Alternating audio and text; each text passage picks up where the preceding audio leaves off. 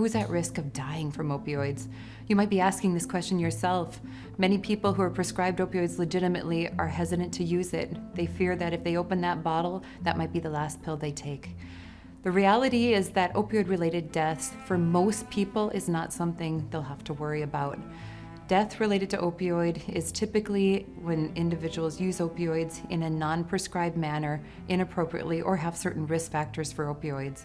Opioid-related deaths typically happen in people who are not prescribed opioids appropriately and ultimately end up with their consequences, including addiction or death.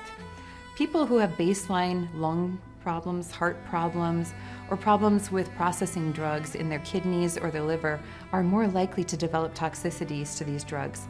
Be sure to ask your provider if you have any of these problems that might place you at risk for opioid-related problems. Most of the individuals dying in 2023 are dying from illicitly purchased opioids, meaning those from off the street. Now, it's important to recognize that those purchases often stem from a desire to use opioids because they originally received opioid prescriptions in a legitimate manner and got hooked.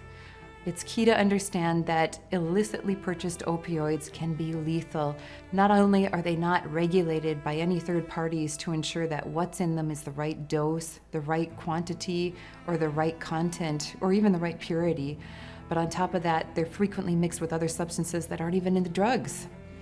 This is why it's so important to ask your doctor about any risk factors that you have for taking opioids and make sure that you use them in the manner as prescribed.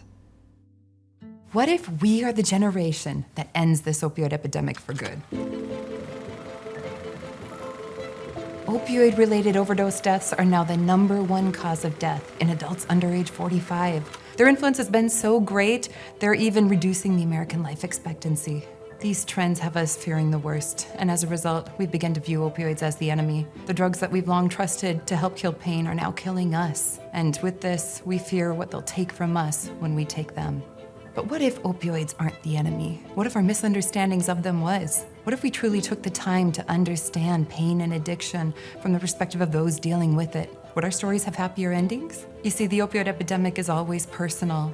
I lost my own nephew, just 24 years old, after sustaining a head injury in a skiing accident, unable to live with the pain anymore and unable to navigate the medical system, to suicide. You see, the opioid epidemic is a story about all of us. It's about the people we love, the people we've lost, and the people we fear losing. Medical providers can't prescribe us out of the opioid crisis. Government agencies can't regulate us out of it. Drug treatment programs can't counsel us out of it. It is time that we start to fight the myths about opioids instead of the drugs themselves. What would the world look like if we were equipped with the information on how to use opioids wisely, store them safely, avoid their risks, and reverse their problems? It's time we turn our attention away from the battle against opioids and instead put our focus on the people who may truly benefit from their use, or those who are facing their consequences. What if we all work together? Hope is in sight, and this crisis is ours to end. This can be the generation to do it. That ending must include you.